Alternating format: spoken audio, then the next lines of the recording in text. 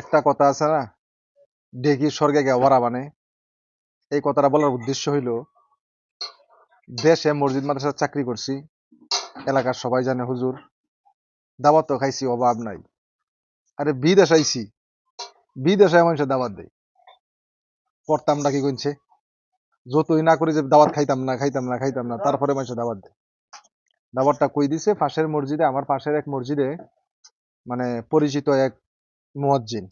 তো ওনার সাথে কথা হয়েছে, সম্পর্ক হয়েছে।